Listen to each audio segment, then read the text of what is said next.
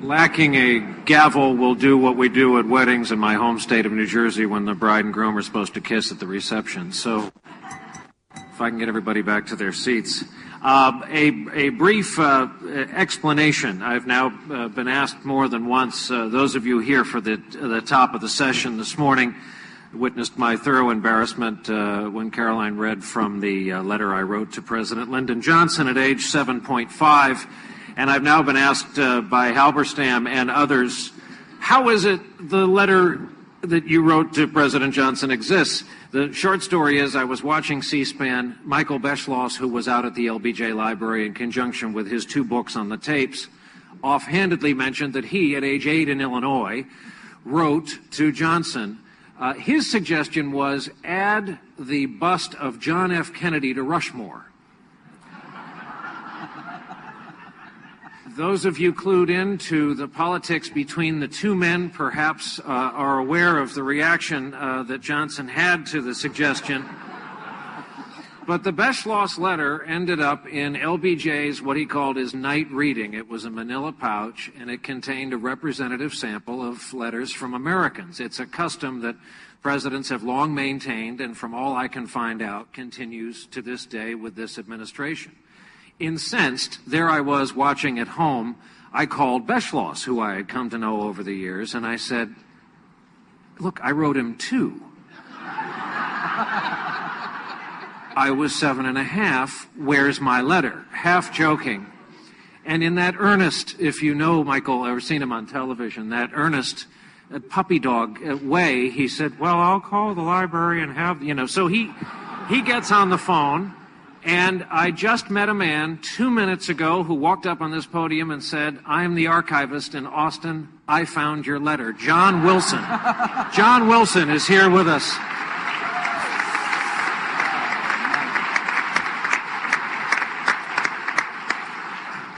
The fiction is that my letter, too, made it into the old man's manila envelope, and I hope he got a chuckle at the end of a long day. So that's my story, and I'm sticking to it.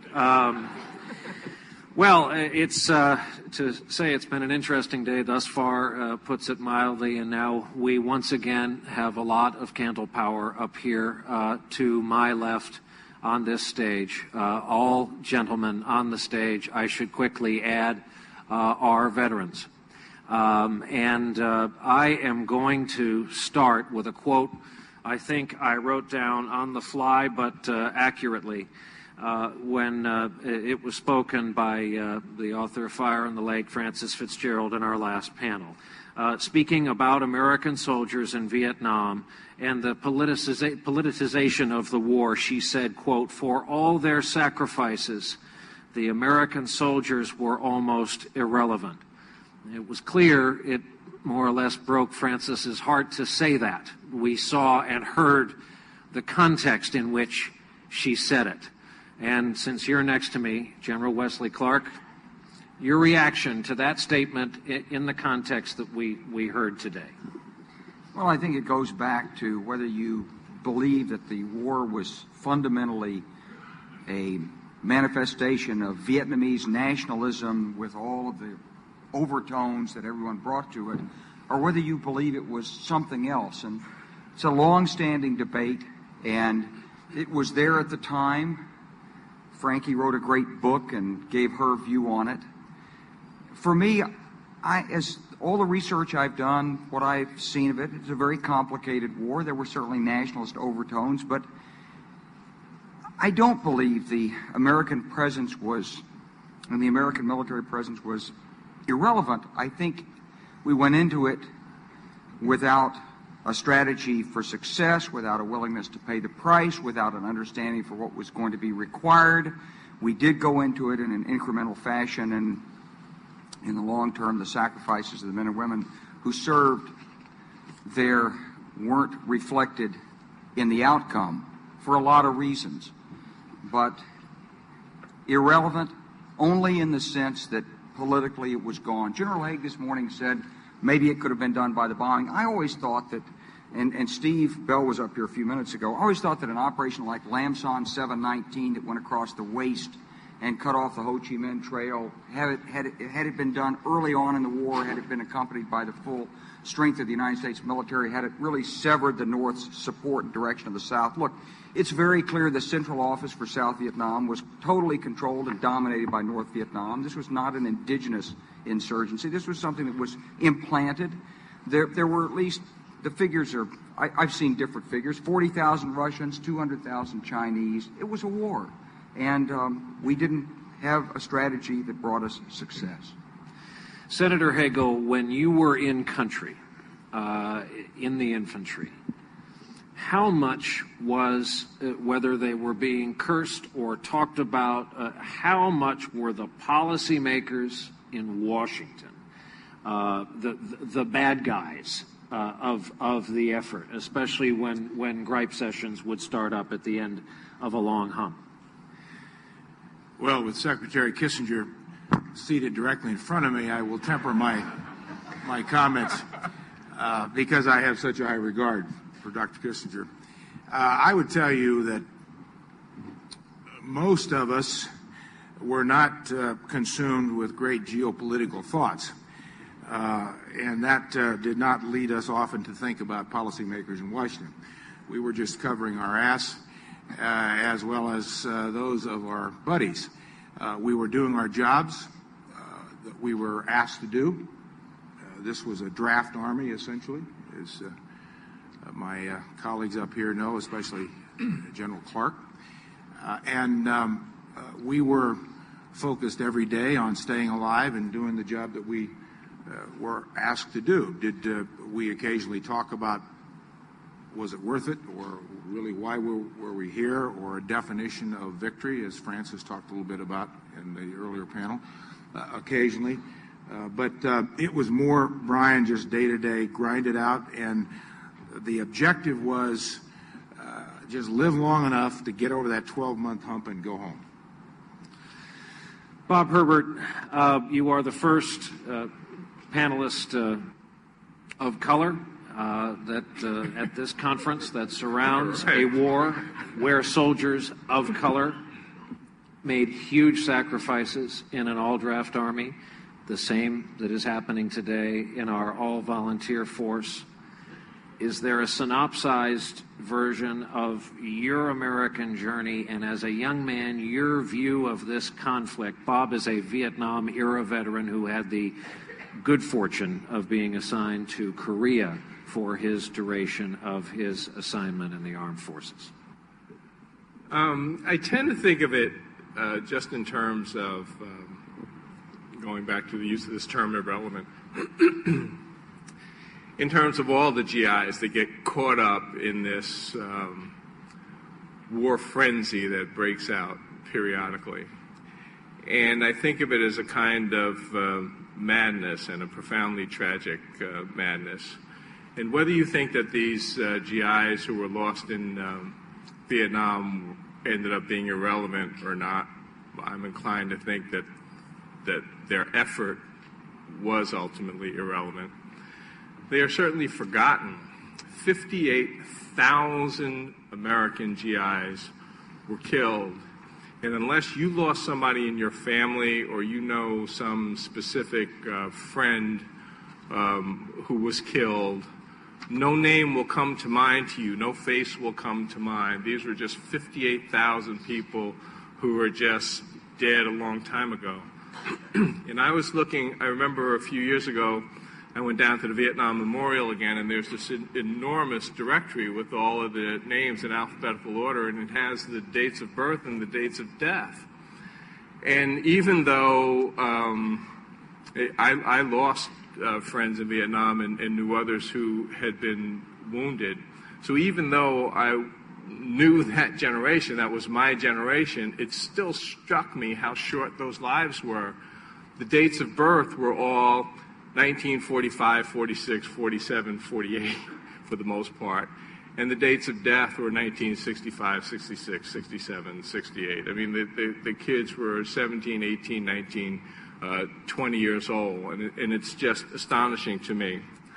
And I wonder what we would say if by some miracle you could begin to bring these fellas in here now, if we could bring them back to life and look at the war from that perspective and say, then, was it worth it? Would we be willing to push the button again and send these 58,000 men to their doom? And then if you want to say, if your answer to that is no, then that's where we get to the issue of the lessons learned. And so now we're confronted, or a few years ago, we were confronted with this idea of going into Iraq. And then you have the lesson of Vietnam behind you, and again, you get a chance to push the button. And what we did was we pushed the button again and said, yeah, we're going to send you to your doom. And these men and women who are killed in this war are going to be perceived at some future date as possibly irrelevant, and I would say certainly forgotten. And I think that at some point we need to decide that as the grown-ups in this society, we need to do a better job in deciding what's worth fighting for and why.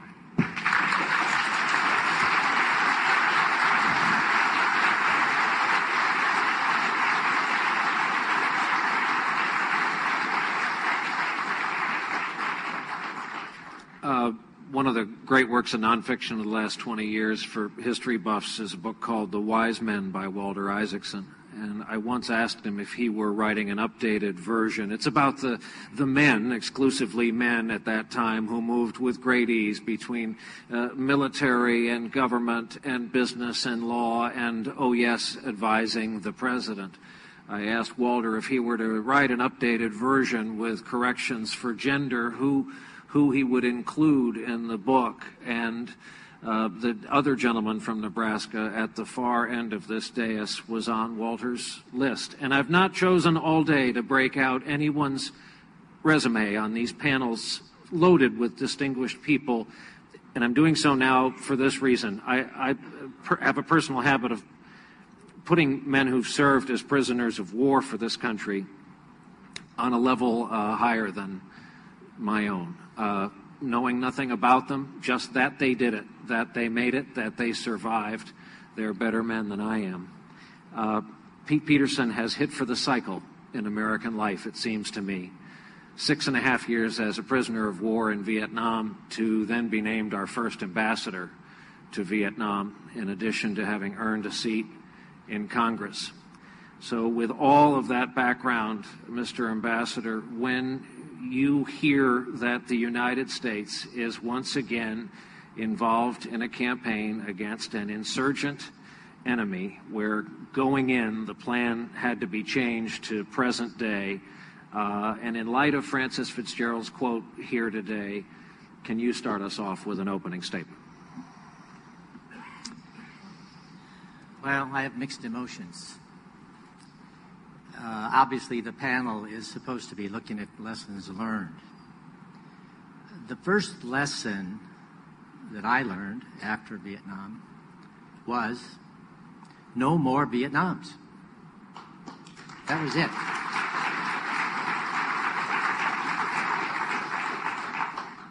But as Bob said, we pushed the button again.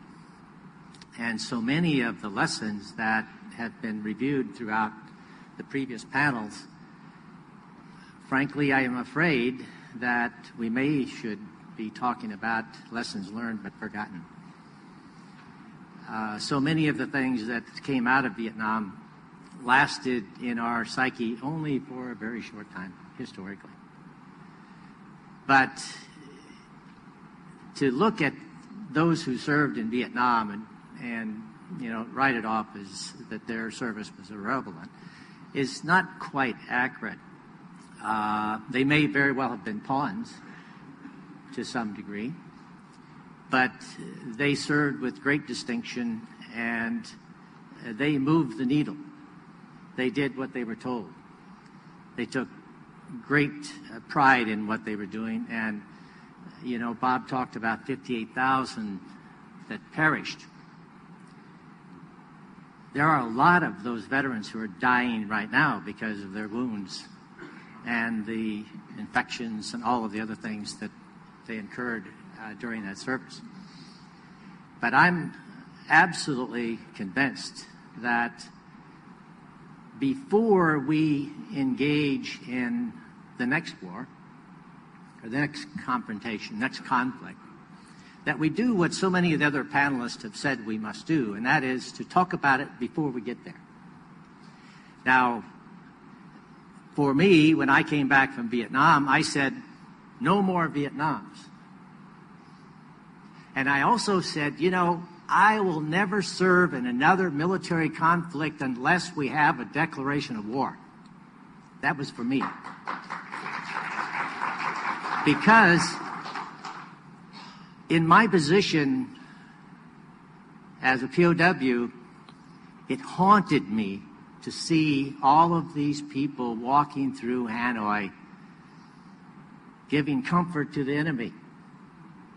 That was so painful. And there was no way anybody could shut it off because totally illegal. The other part of it, though, was I didn't want us to enter into another conflict where we didn't know the enemy, we hadn't studied their history, had no clue what the objective was, and we hadn't answered the question that I think the first panel brought up, and that was the question of why. That question has to be answered before we engage our troops in any kind of future combat.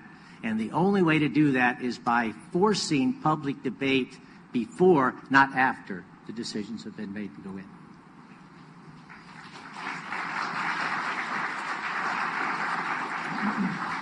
Senator Hagel is the only one up here in elective office and with a vote to cast on such matters.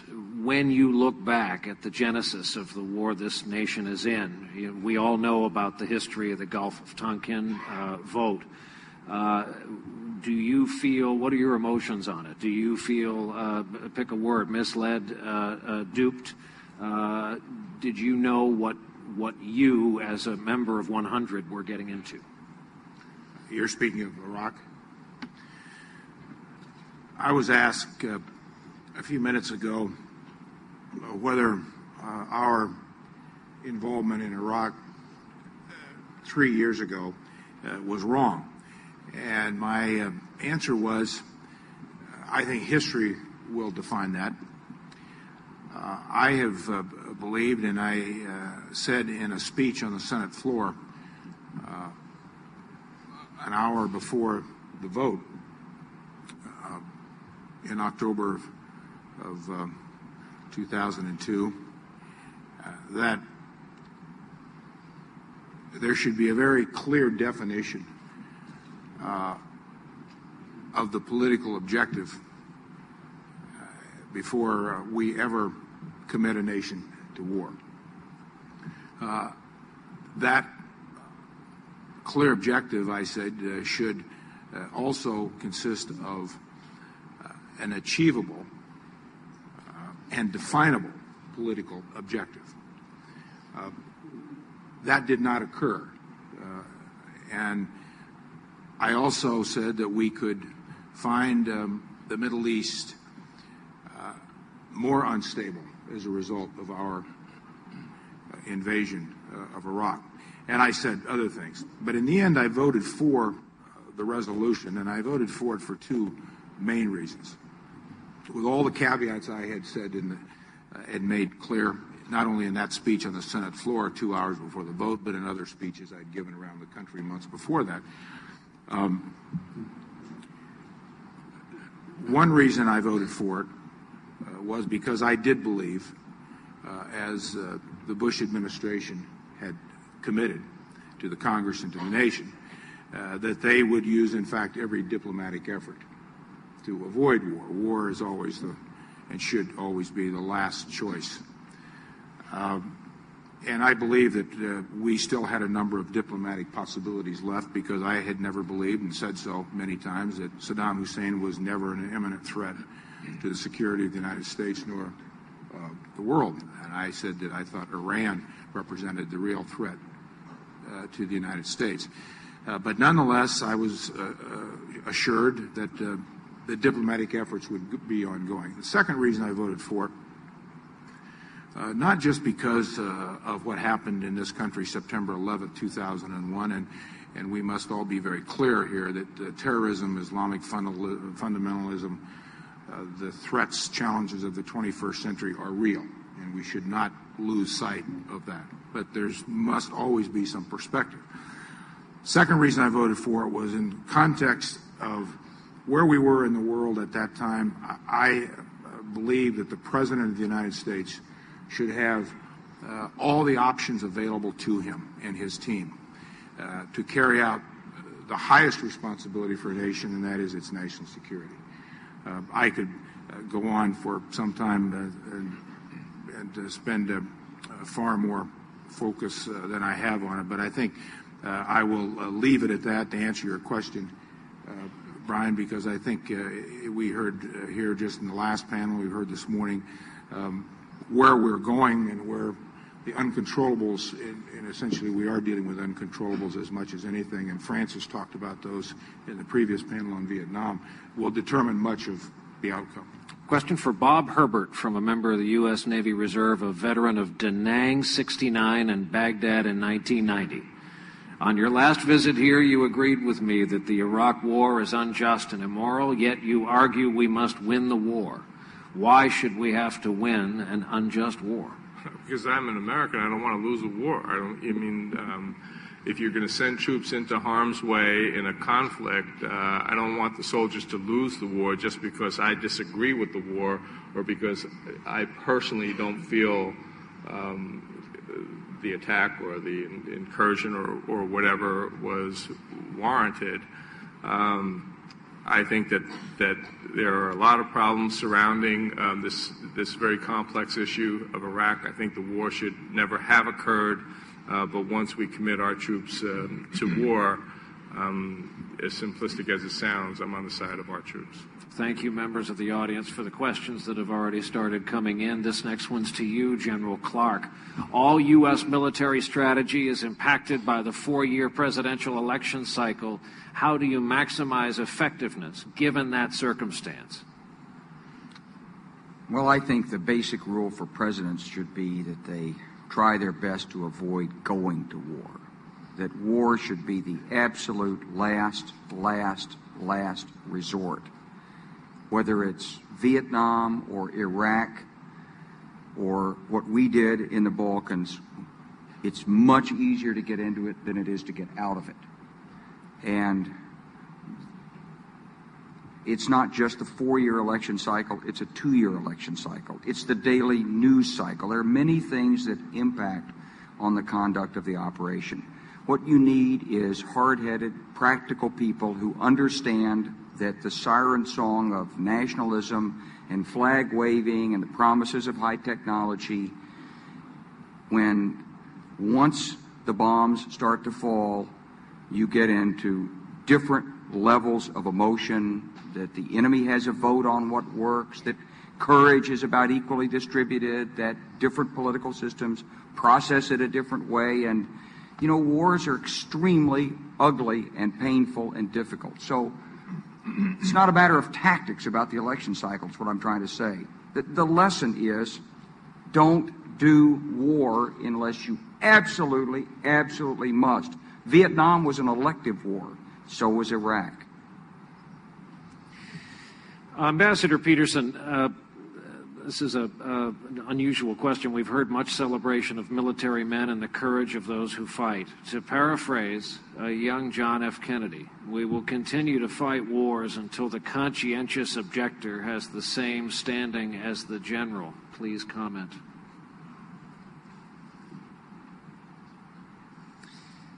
Well, I think that is suggesting that we're going to fight until we solve all the world's problems, or everyone has the same right across the globe. Quite simplistic, in my view, on if that's the meaning of the question. I think, as General Clark just mentioned, I think the stakes for going to war have to be incredibly high before the decision is made to go in. And then, as was said earlier, I think we go in to win. We don't go in with our toe just into the water to check the temperature. But there are so many things that we as Westerners don't understand, frankly, about the rest of the world, for us to sit here in the United States and determine every aspect of the other societies is, we're not capable of doing that. We're quite limited in our ability to walk into Asia and think as Asians. It's even becoming more difficult to think as Europeans. And certainly, we haven't got a clue what's happening in the Middle East. So I think that we really have to look at everyone's welfare, and we should support to the maximum degree human rights, but not try to be everything to everyone across the globe, because it's something that the United States simply can't deliver on. Ambassador, if I can hold you over for one more moment. I was approached by an F-4 pilot from the war in the last break, and he said that portions of an earlier panel resonated with him about President Johnson selecting the targets, what could not be hit as important as what could for his own / the Pentagon's own reasons. It gave the impression of war limiting itself as it was fought. Did you experience that as a pilot in country? Well, you probably don't want me to get started on this, actually. But absolutely. We bomb targets that a little rope bridge across the stream that a monkey probably couldn't cross. We carried an F-4, carried two 250-pound bombs into combat. Absolutely ridiculous. Why would you put a $6 billion airplane over a target to drop something that is equivalent of a pea shooter? Didn't make any sense. I flew over very strategic targets in various packages in North Vietnam that I could not drop on. I couldn't even dump if I couldn't hit the primary target. Of course, we never bombed the dikes, and I think there's some reasons for that. But I mean, we had our hands held behind our back. We had very strict orders on what we could hit. And if we hit a target that was not on the list, that F-4 pilot, wherever he is, and of course we don't believe F-4 pilots whenever they are telling us anything. Article 15s many times were issued. They were punished for that. So we were very, very careful, but the targeting was listed right out of the White House, as far as I could tell. And General Clark, on the ground, did you have a commensurate experience? No, I didn't have any experience like that. I was given a mission, given an area, told to take my company out and find the enemy in the area and keep them from getting into Saigon. And we went out and patrolled. We pretty much could go where we wanted in the area. We did some things that in retrospect you have to look back on it and say, gosh, I don't know why we considered that was such a good idea, but we did H&I fires at night, harassing, interdicting fires, dropping artillery at trail intersections at 2 a.m. and 3 a.m. and so forth, just in case any Viet Cong or NVA were moving in the area. I didn't see that control. What I saw was a 1969-70 was a U.S. ground chain of command that was very focused on the mission, very professional, very careful to keep in mind the Vietnamese concerns, the welfare of the local civilian population, and doing their best to follow instructions in an intelligent way. Senator Hagel, same question. Well, I was a rifleman, and I got to Vietnam as a private first class, and I was there in '68, all of '68, and we advanced rapidly. So I became a sergeant within 2 months. Actually, after Tet Offensive, I was the acting company sergeant, and I had been there for a couple of months. General Clark's definition would be reminiscent of what we were assigned. It was a very clear set of orders, and whether they were ambush patrols or security force or whatever it was, we didn't have any misunderstandings about what we were asked to do. Questions as to sometimes why. We would, for example, take a village and in the process suffer a considerable number of casualties, and it may be 24 hours later that we would then give that village up and move somewhere else, that it was strategically, tactically not important anymore.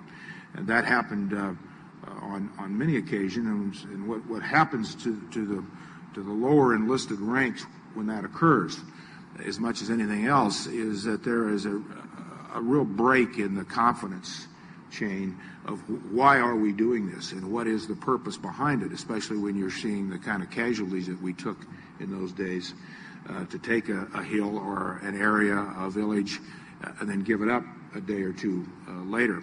And I think that really was the beginning, as much as anything else, a little bit of the carryover for your question in the last panel, as to when was this thing identifiable in the unraveling. And I saw it as a lower enlisted man back in early '68 when you would get those kind of orders and confusion would set in, and it started, I think, make an impression on many of us that something wasn't quite right at the top. So, General Clark, I know you're a West Pointer, but we've heard Ambassador Peterson talk about the target list that didn't make sense. You mean to tell me, forget Kissinger's in the front row, you didn't sit around at night and say, what in God's name are we doing here? This doesn't make any sense. Did you never? Was it all mission? No, we did sit around and talk about things like that. Okay. I was in when I first got to Vietnam in the summer of '69, I was pulled into the division headquarters. And I was a captain there, and I was one of the briefing officers. I did some of the plans. We talked a lot about it, and it was the start of the Vietnamization. It was the pullback of the 9th Infantry Division.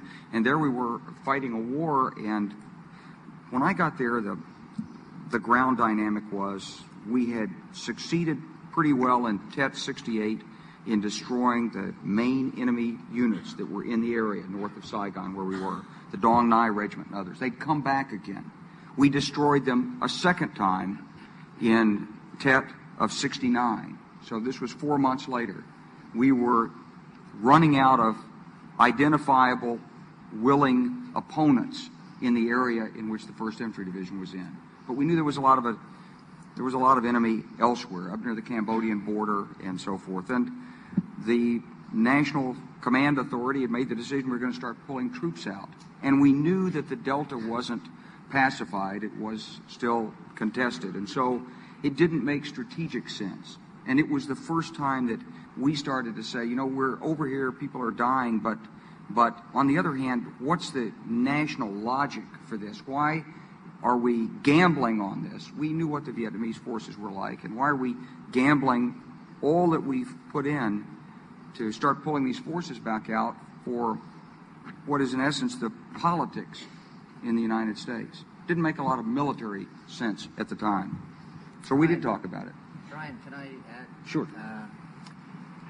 It's important, I think, to note that in North Vietnam, there really weren't very many good targets.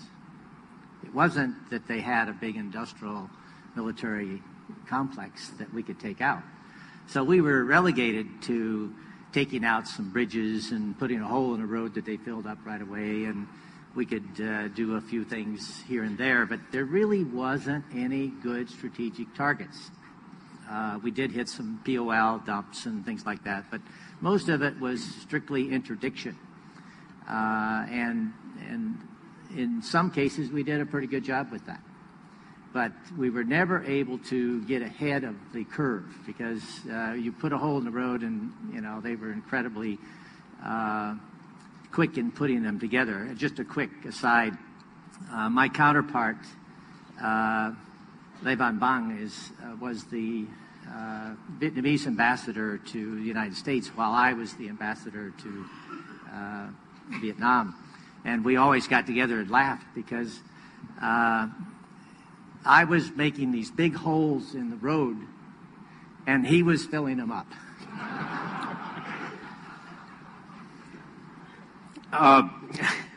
Bob Herbert, if we're on, there's so many metaphors there, it's just not, we can't even begin. Bob Herbert, if we're on the side of our troops, does this not mean ending the war, pulling out before they become irrelevant, dead and irrelevant? Is it a worthwhile objective? Question for you from someone in the audience.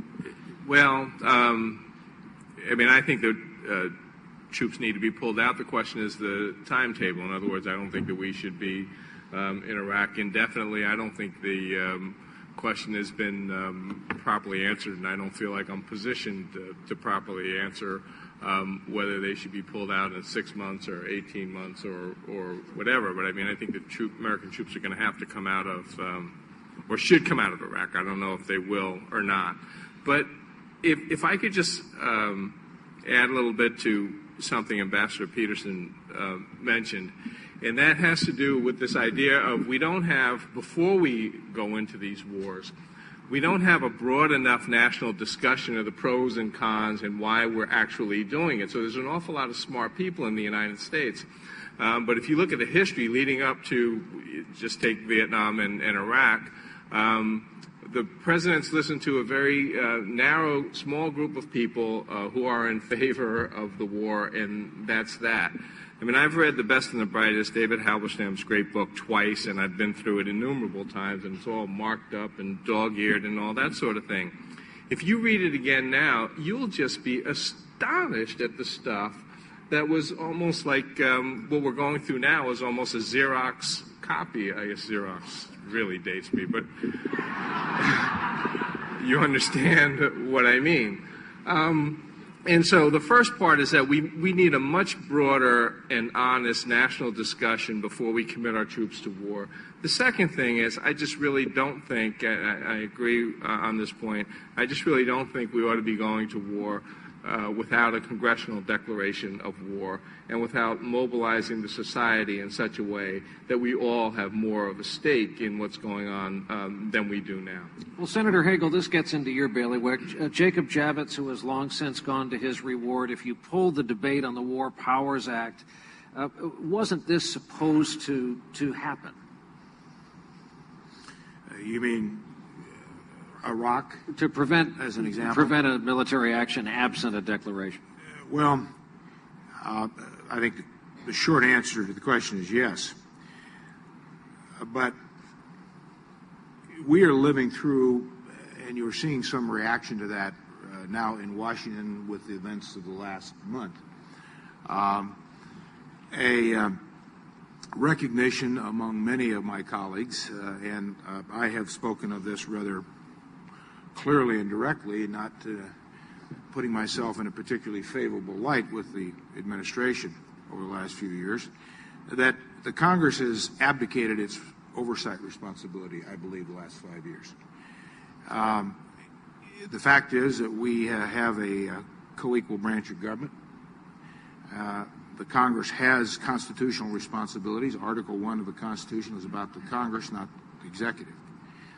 But we've, in the Congress, allowed this to happen. And it's happened, I suspect, primarily because of September 11th, 2001, and when a nation is attacked, although this was unprecedented, a nation rallies around its commander-in-chief and its president. You want a strong president. That inhibited, I think, a good deal of legitimate oversight. Also, the Republican Party controls both houses of Congress and the administration. And I don't think there's any doubt, at least in this senator's mind, and it may well be the same if the Democrats, like a good part of Vietnam, had controlled government. You protect your party, and I think there's an element of that. So the War Powers Act, what Javits said and did, was intended to try to minimize that, and that you would never hold war captive to a political agenda or make war or your support of your president or your party a litmus test on your loyalty. And so we are going to see, I think, Brian, the Dubai port issue, as unfortunate as that was, and I, by the way, don't believe that that was handled very well, because I don't think the facts were allowed to be brought out, but that's another debate for another day. As you will see in a number of these other areas this year, of a reassertion of congressional oversight. Most recent this week, and I was very much involved in this, was the National Security Administration's wiretapping and this administration going around FISA. And you saw what happened in the Senate Intelligence Committee, which I helped put that together. Not that it's about me, it's about something far bigger than me. It's about a balance of power that's critical for our country as well as the fourth estate, and that's the press. But you said a few minutes earlier you thought the president should have the tools to do what he needed, and isn't that where he's getting the cover for many of the things you just listed? Absolutely, and his administration has argued that in fact, as an administration, I don't agree with them on this, but they make the case that the president does have the implied authority to do what he's doing with the NSA and the wiretaps. I don't believe that's the case. However, I don't think there's anyone in this country that's thinking and that's responsible who does not want a strong president that has the constitutional authority to protect the interest of this country, the national security interest. That requires a very careful balance, just like the FISA law of 1978. In my opinion, judicial review, congressional oversight. That law has worked well. Obviously, technology has overtaken that law. And so we have to balance this so that we don't find ourselves seeping back into a kind of a monarchical way of governing. We tried a monarchy once, and we didn't like it. And we fought a war over that one. General Clark, you seem to be breathing heavily. I'm a little concerned. You want in on this? Well, yeah, I do. Okay. You see, I think I'm glad it's about this issue. I think the record suggests that the administration from 9/11, from that afternoon on 9/11, was leaning to get into war in Iraq. Not worried about what to do about Saddam Hussein. It was not about weapons of mass destruction. It was about wanting to go to war against Iraq. And why is a question that the historians have to debate. I was told by my friends in the Pentagon 10 days after 9/11, the decision had already been made, they were going to Iraq, before the first bomb fell in Afghanistan, that all of the UN and all of the resolutions, it was essentially a done deal. It was a charade. It brought in a lot of people who worried about the tools for the presidency and the need to get our allies, but the decision had been made that we were going to war, and the concern was that, gee, I hope Saddam doesn't cave in too quickly on these inspections, because then we won't be able to invade him. Now, when you think back on it now, 4.5 years after 9/11, you think, how could these intelligent people that were in the White House in responsible positions ever have thought that they could deploy forces, move into a country, try to take it over, and just have it sort of open and shut case and be a parade down Constitution Avenue? Yet I'm convinced from all the people I've talked to, inside and outside, that that's really what it was. And I look now at the theory, at what's going on the NSA, and I appreciate Senator Hagel. I've been a fan of his for a long time, and he was a supporter when I was in uniform, and I think that he's played a very important role in the United States Congress. But we do have to have checks and balances. And this nation's freedom is not being well preserved by the Congress's performance in exercising its checks and balances today.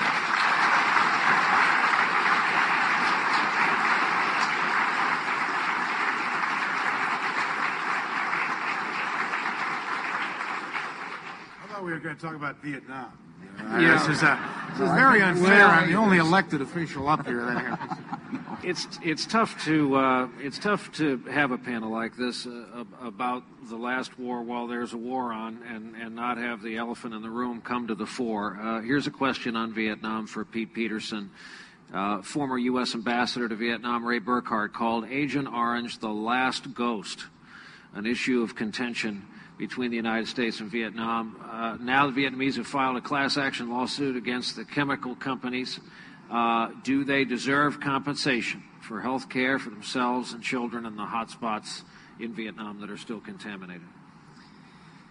Well, I don't think it's the last ghost necessarily in that case, but it's certainly a huge point of contention between the U.S. and Vietnam as Agent Orange within the entire Vietnamese society. This isn't just the leadership, by the way. In fact, it is not necessarily leadership. This is one of those bottom-up issues in Vietnam. And the leadership is taking enormous heat from their constituencies, in this case, to do something about Agent Orange. While I was there, I worked very hard to determine the extent of the damage, et cetera, and there are some good studies. And we did resolve that there was an opportunity for us to go back and clean up what we call the hot spots. And I made a presentation to our government to do that, of which they suggested maybe that's not a good idea. But I think now they're thinking seriously about doing that. And it does several things. One, it eliminates these hot spots, which are really the big problem, because if there is, in fact, something that can be contaminated with Agent Orange, and that's still a debate, by the way, that can be contained at least or cleaned up. The other is that it serves, I think, the U.S. interest, and it shows compassion for this issue, and that would, I think, greatly enhance the U.S.-Vietnam relationship, and I think ultimately would pay off big dividends in the case of moving to the next step. And I think that takes me real quickly to quote a lesson learned. When you're in war, you really have to think about how do you re-engage that enemy after the war. And that you really have to think through in your weapon systems. Let's talk about all the mines and UXO around the world, etc. But you also have to talk about how you treat them. And that then brings me very quickly to the Geneva Conventions. The fact that we did follow the Geneva Conventions in dealing with the South Vietnamese POWs, and while the Vietnamese vehemently denied that they had signed the Geneva Conventions and that they had no obligation to follow them, the threat of not following them was always there. And as a result of that, there's a lot of us who are walking and talking today probably that wouldn't have had the Geneva Conventions not been in place. So, takes me to the next point. For certain individuals in this administration to suggest that the Geneva Conventions are quaint brings fire to my eyes. They are not quaint.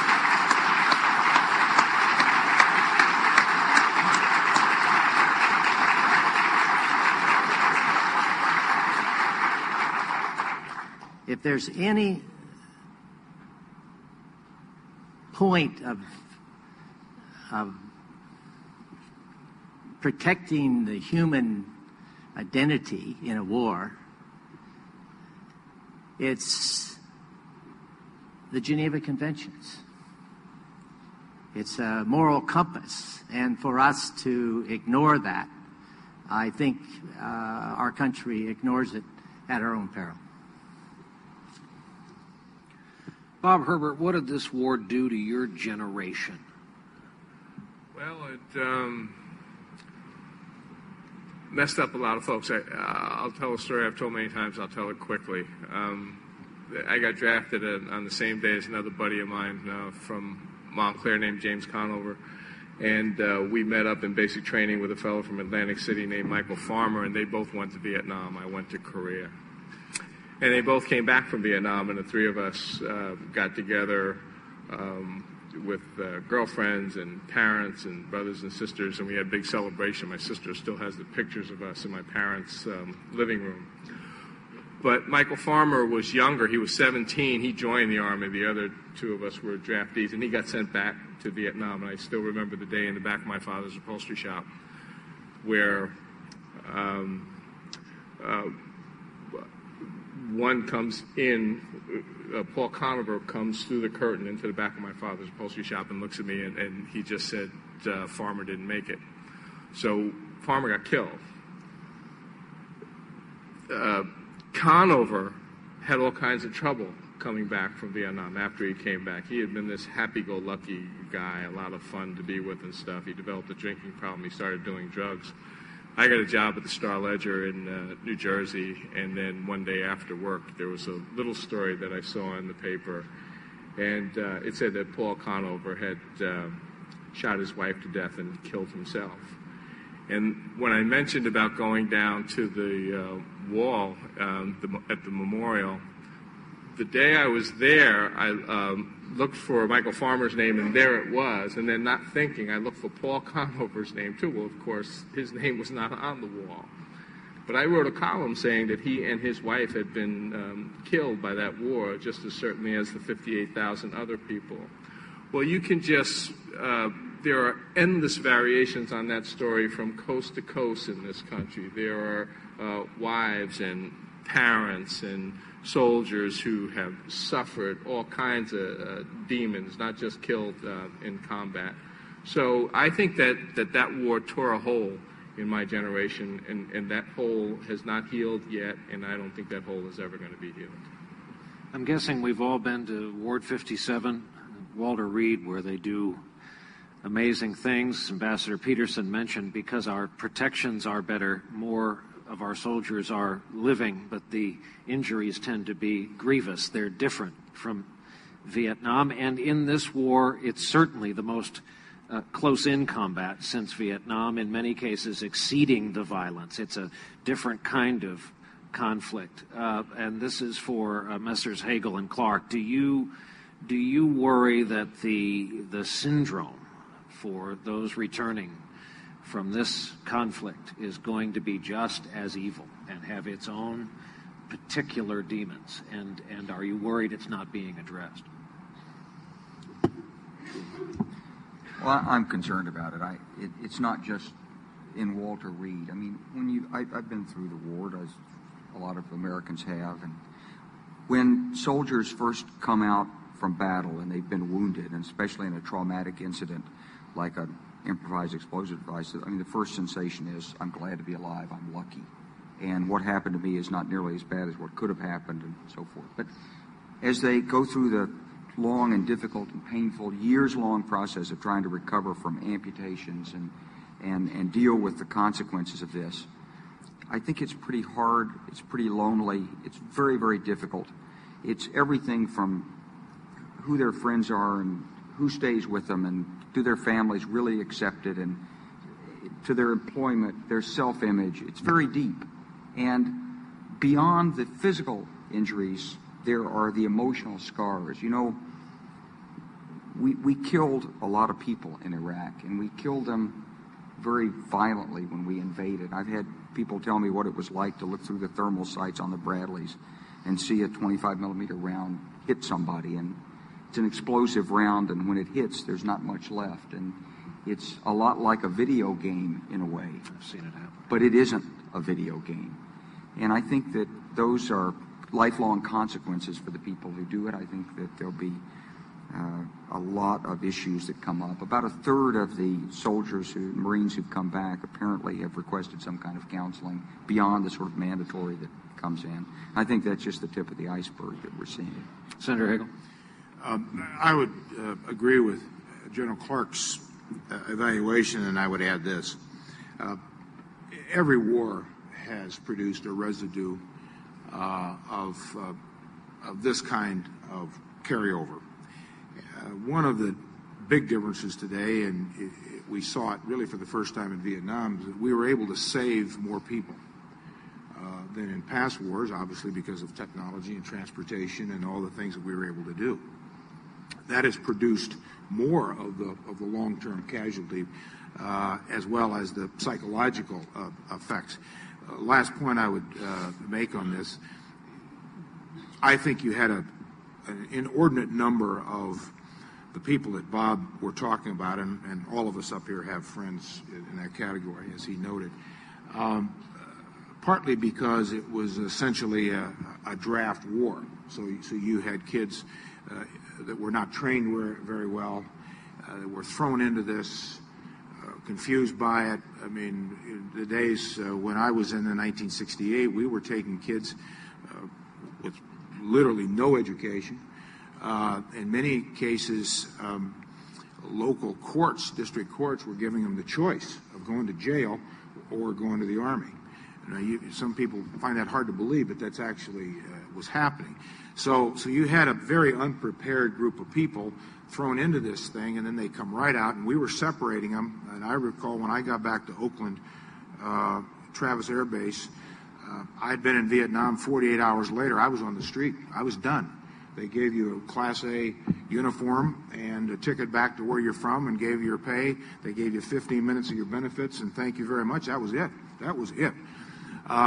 Now, today, we do better, obviously, but here's what we're facing today on the Iraq situation. It has been almost the whole time now that we've been in Iraq for 3 years, 40% of that force structure has been made up of National Guard and reserves.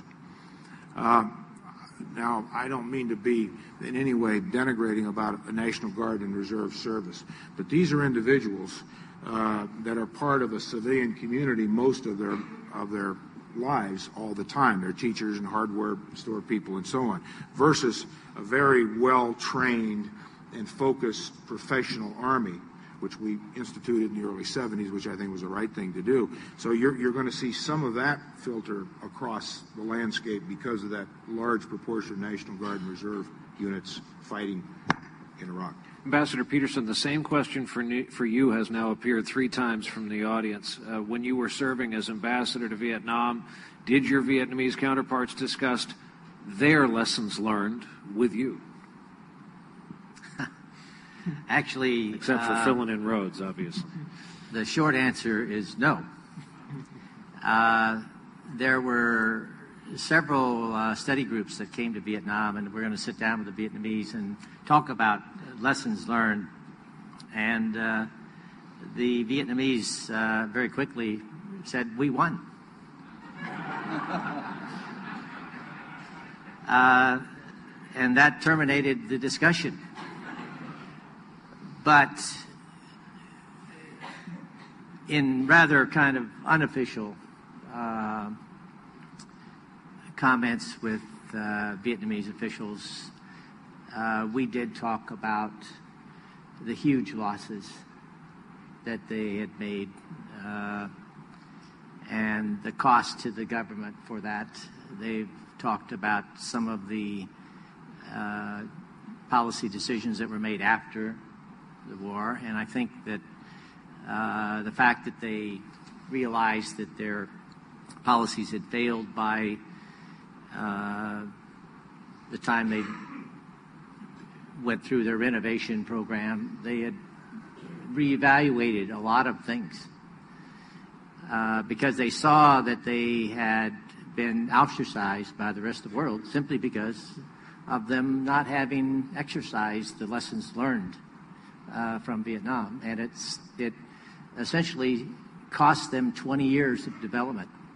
I think perhaps with the Marshall Plan and other factors in mind, and we did do a bang-up job rebuilding, I've received this question now for you more than once. What's your view on reparations? This particular version of it says, in light of the death of 3 million Vietnamese. I don't think that's a question to be addressed any further because we agreed in our to renew our relationship, that reparations were not going to be a factor. And I would add that we also agreed that we would not engage in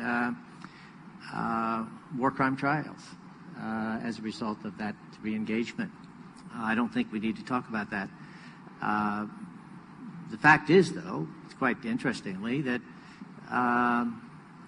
Vietnam perhaps is one of the few wars that America's ever fought and never has gone back in and really helped that government sort of clean up the act. We haven't really done that. We've never really put a lot of aid in there, or well, very little. And the Vietnamese have had to do it pretty much on their own, or on foreign investments. Senator Hagel, you're just going to love this question. President Bush has defeated John McCain, Al Gore, and John Kerry in elections, all of whom served in Vietnam. In the case of McCain and Kerry, he at times appeared to use their service against them. Do the American people have an aversion to electing a Vietnam veteran to the presidency? No, I think they will elect a Vietnam veteran in 2008. Have anybody in mind? It's as close as we've come to it. Anything further on that? You going to declare here? So one thing we haven't had happen today. I have a candidate sitting next to me. And a reporter.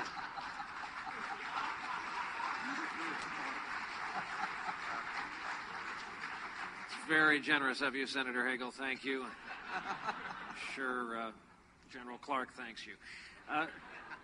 Senator Hagel, this one's from me. I watched you with Brian Lamb talk about the war on C-SPAN. I guess your brother was in country with you.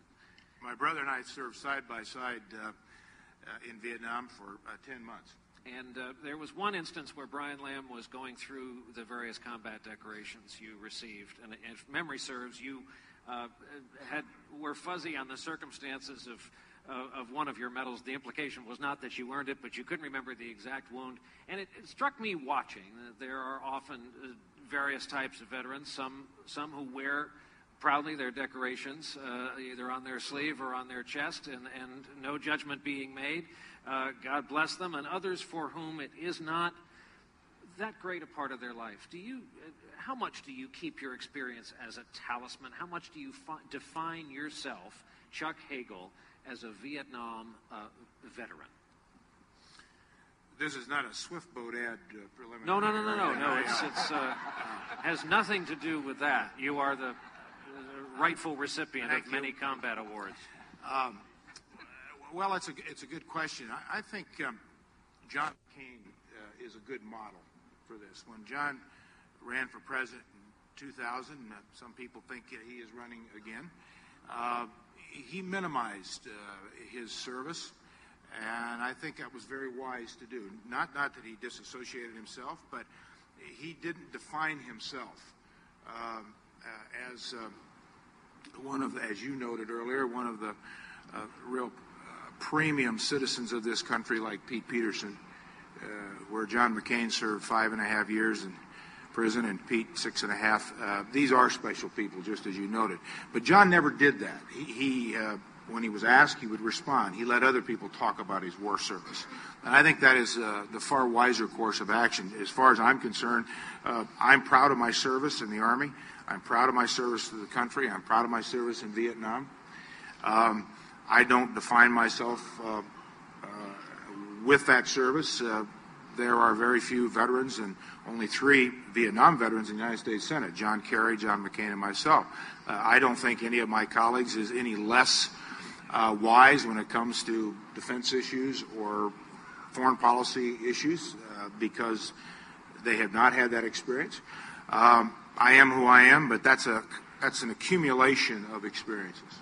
Bob Herbert, I have a lot of questions along these lines that it strikes me you would be the perfect one to answer. Do you worry these days about how America is viewed in the world. I guess the so-called Bush doctrine is taken into effect among those asking this question. I have one version of the question. How is it best for America to make its way in the world, as we've so often been seen making war? Yeah, of course I'm worried. I don't think I'm alone in that worry. The United States can't make it successfully in this world with just this idea of unilateralism. I mean, it's just not going to work that way. I mean, the world is so much smaller than it was, say, during the era of World War II or even Vietnam. And the threats are different than they were, 30, 40, half a century ago, that sort of thing. And I think that the United States, as the most powerful nation in the world, if you could link up the fact of this extraordinary military power and then perhaps work to become the wisest nation in the world, and then use this tremendous influence to embrace as many allies as possible around the world. That is the formula for going forward as far as this country is concerned. And I think this idea of acting on our own and settling as many problems as you can through force of arms is not only unsuccessful, but ultimately tremendously self-destructive.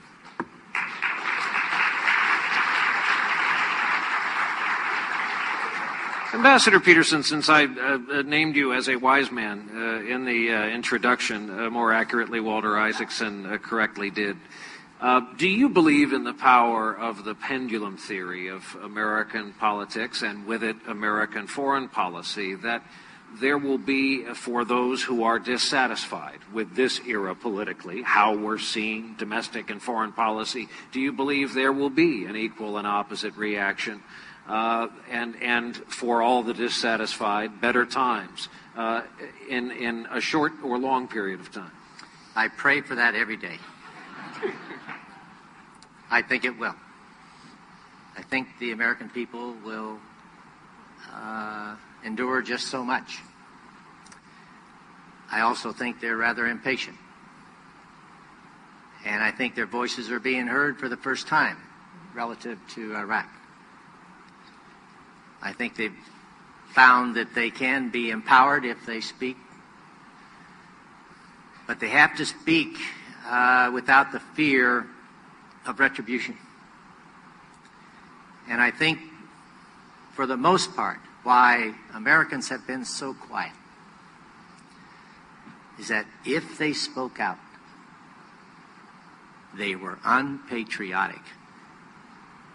The fact is, you are unpatriotic if you don't speak out.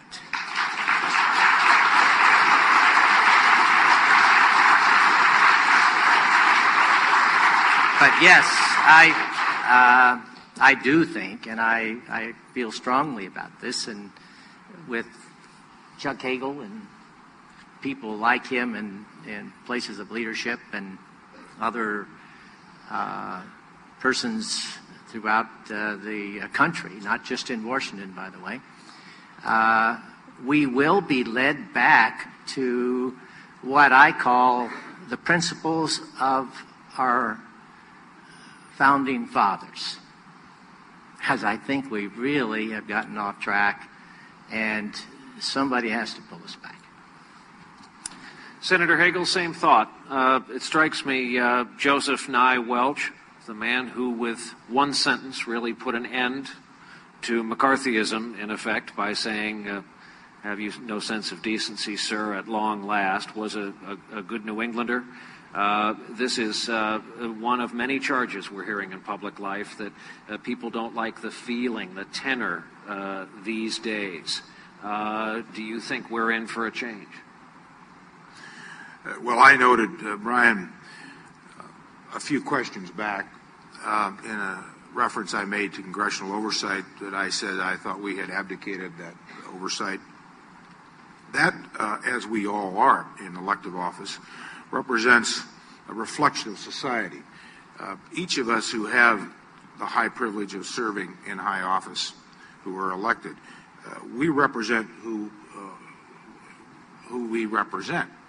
And that means we reflect those attitudes, and we reflect how people respond to crises and to issues.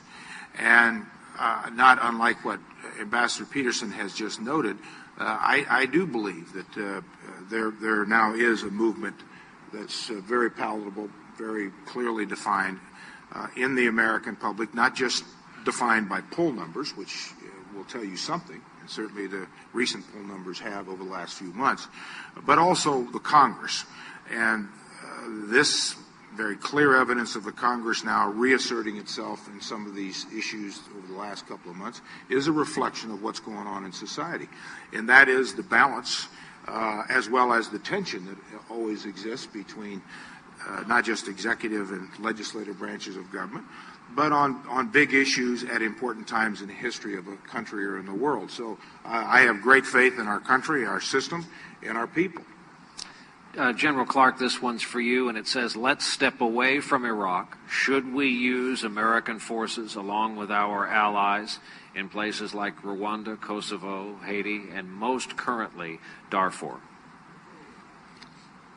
Well, I think you should use force only as a last resort.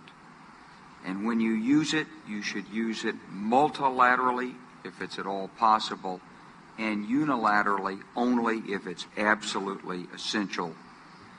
I've called for the use of U.S. forces in Darfur. I think we were right to use U.S. forces in Kosovo. And I think that the administration's finally coming around to the recognition that it's going to have to do something about Darfur. This is an open, bleeding wound. President Clinton said something that stuck with me for a long time. He said, when you can make a difference, you should. The United States can make a difference in Darfur. We've got the military capacity to do it. We've got the leadership to do it. We should make a difference.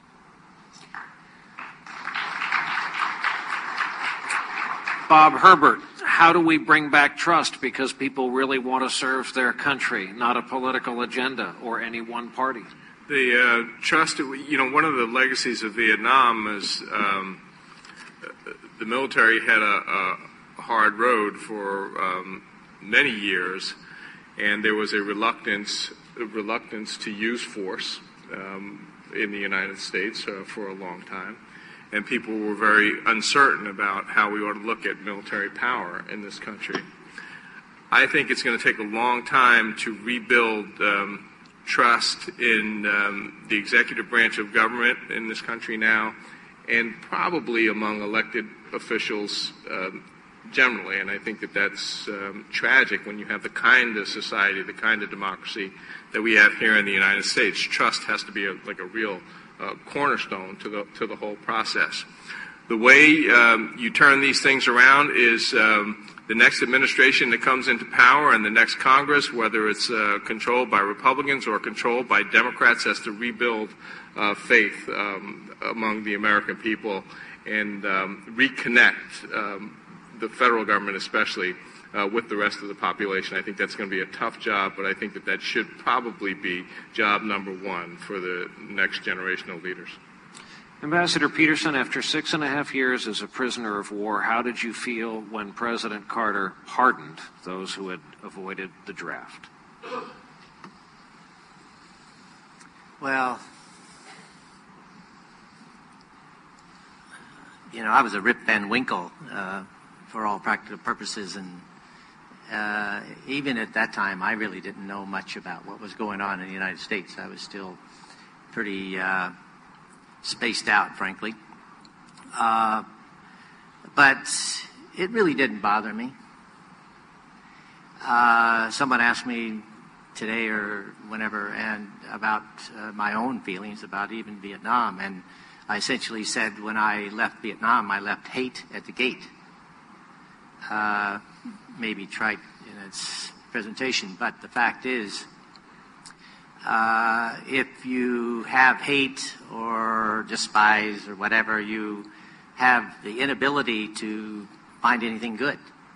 And I think we had citizens who objected to a policy and essentially voted with their feet, and we needed to reunite the United States and get a fresh start, and I think that's the way he felt. And I I support that position. Can I ask on behalf of all of us what mechanism you used to rid yourself of that emotion for your captors who robbed you of 6.5 years of an active life? How did you go about doing that?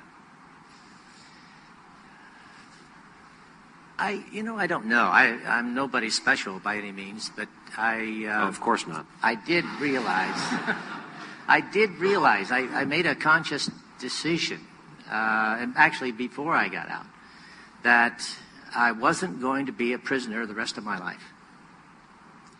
And if you have a bad experience, you've got to find ways to not overcome them, but to make something positive out of them. And I knew that if I was going to continue to harbor what had happened in the past in a hateful manner, that I was never going to be able to rid the demons that were there. And I took that track, and it wasn't instantaneous, but over the years I accomplished essentially that ability to just, hey, I'm not waking up in a cold sweat tonight, because I no longer had to do that. It wasn't something that just drove me. It was, I'm going to go do something in the future that maybe I can make a difference on, and that's been my philosophy ever since.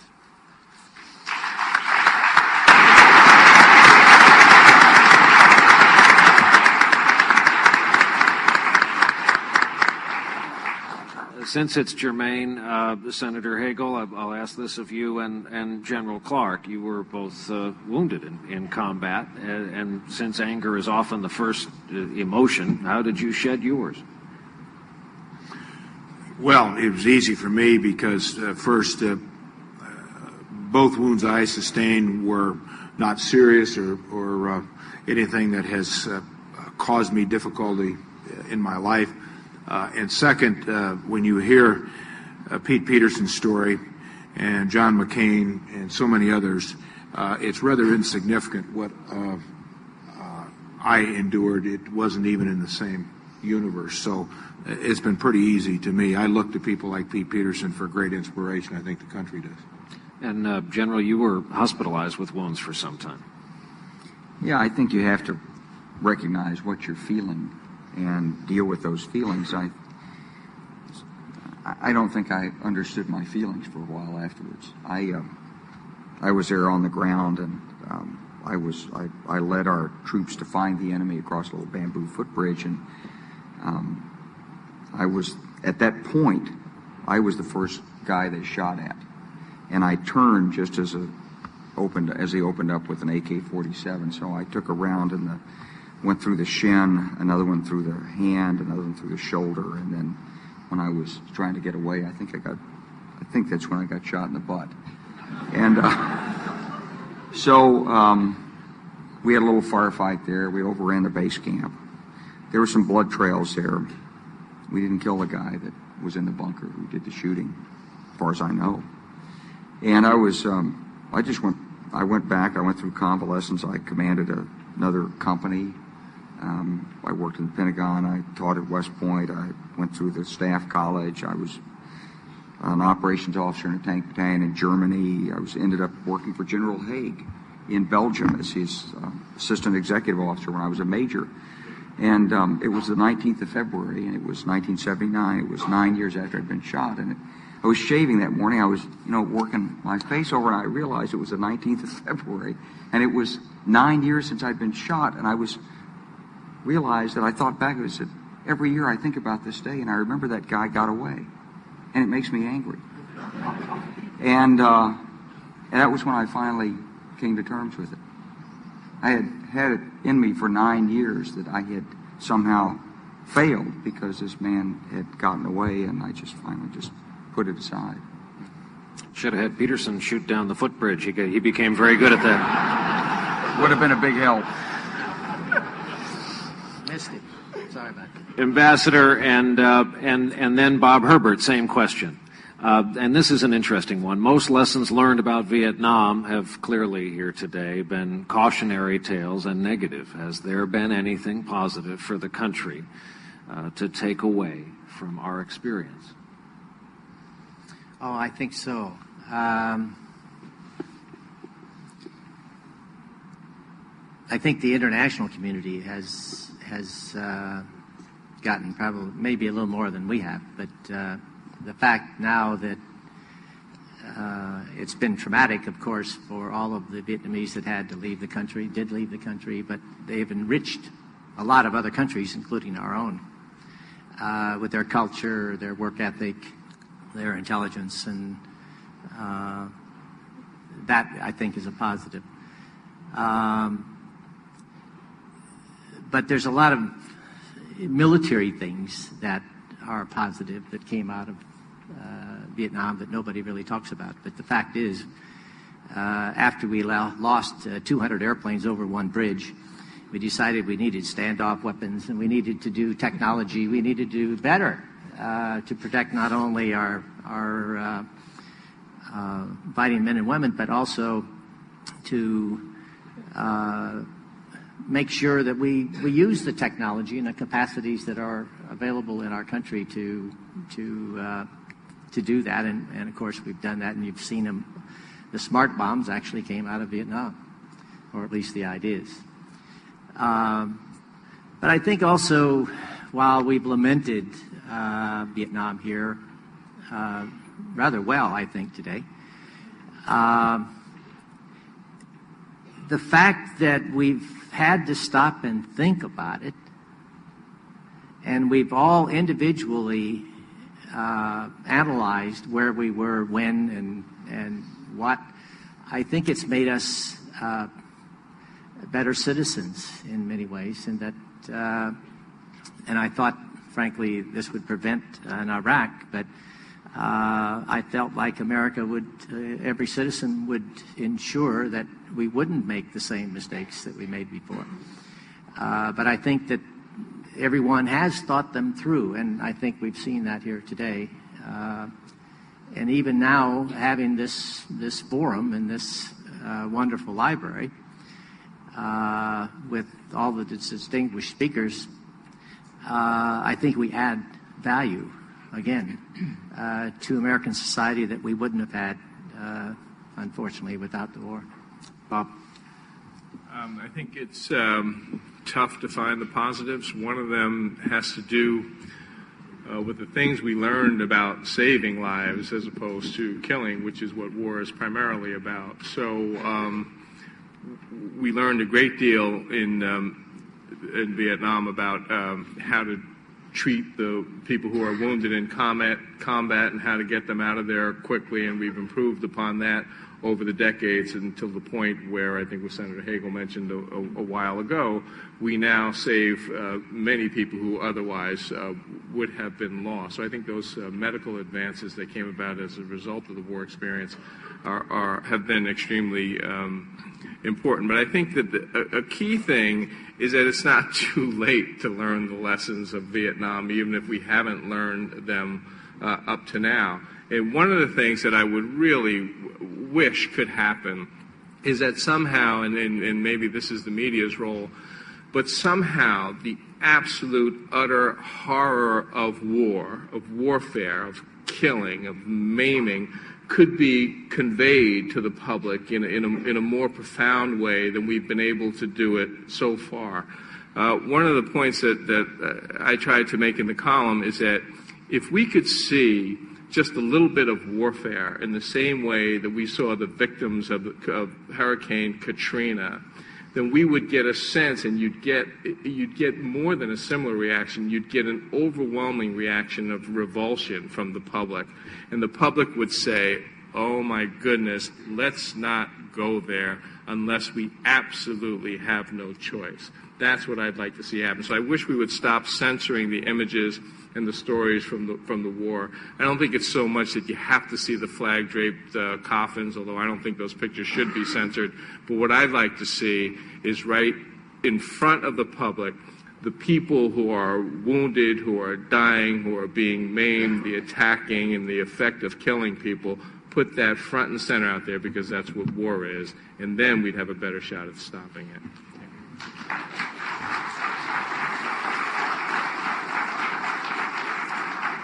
Senator Hagel, we started this day by talking about the inscription over the door at the National Archives, what is past is prologue. Is it your view, should we take away from your comments and demeanor today, that you believe we are in the act of forgetting the lessons of the Vietnam War? No, I don't believe that we are forgetting the lessons of Vietnam. And I'll tell you why. There is a self-correction mechanism in free societies. Partly that comes as a result of elections. But that self-correction process that free societies have does balance not just policy but perspective. And it always draws from the one foundation that is most critical in self-correction, and that's past experiences. And have we become disconnected from that Vietnam lesson? The lessons, many lessons, variations of the Vietnam experience over the last few years? Yes, I think we have. Are we going to turn that around? Yes, I believe we will. I think that process is in motion now. I think you'll probably see to some extent that play out in the elections in November and probably in 2008. Last point I would make on this, if you look at this administration's at least focus, efforts, dialogue over the last 12 months, it is a remarkable shift in where they have been 3 years prior. First, now we are reaching out to allies, alliances, using a very specific example, the International Atomic Energy Agency. Before we went into Iraq, most in this administration completely dismissed the IAEA. They actually were right. We were wrong. Today, we are holding on to the IAEA in Iran. We are fastened to the IAEA in a way we haven't been for a long time. That's connected to our allies. That's alliances. That's the United Nations. Do I think we need to go some? Yes. Do I think we need to reach beyond where we are? Yes. But I am confident, Brian, that the forces of reality and the events will, to a great extent, always dictate. And we've not forgotten, nor will we, the lessons of Vietnam. Because I'm a journalist, I have to ask you, are you running? Are you running in 08? No, Senator? I am going to make a decision on my political future after the election. And just to show you where my priorities are, I passed up that event in Tennessee today for you. It's a huge sacrifice. You did it for them.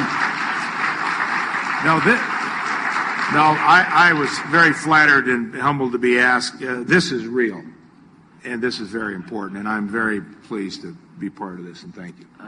Thank you. General Clark, you running? I notice you're not in Tennessee. I'm not a Republican.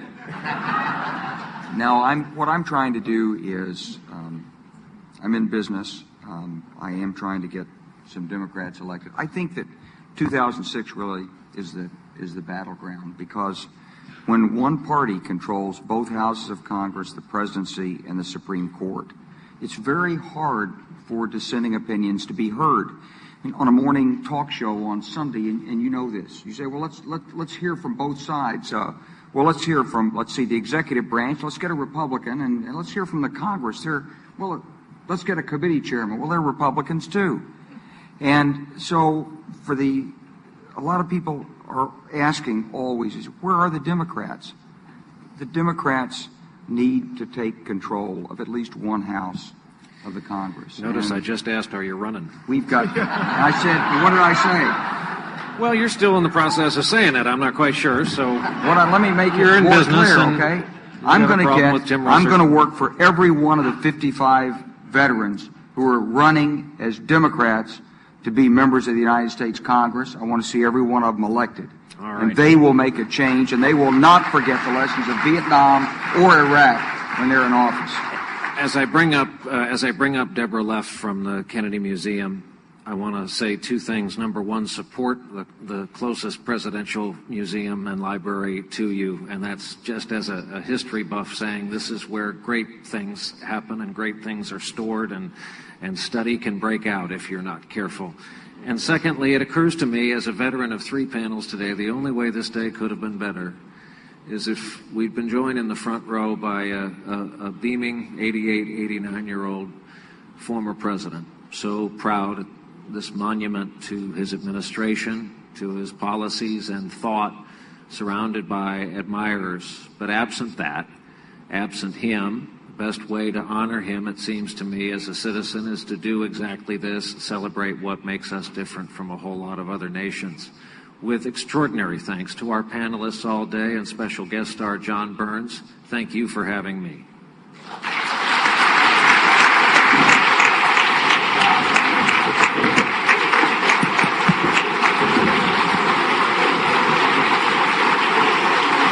You know, with thank yous,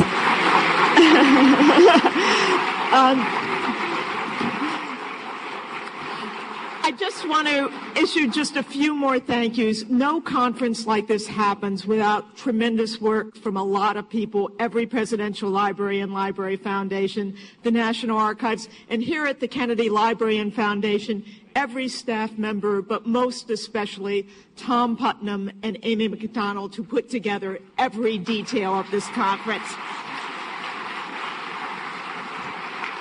Rumor has it that Brian Williams has a day job. But despite that, he has donated his time here, an incredible amount of time, to prepare, to think about this, to work through the panels, and to weave together an exquisite day. So please join me in thanking Brian Williams, and thank you for coming.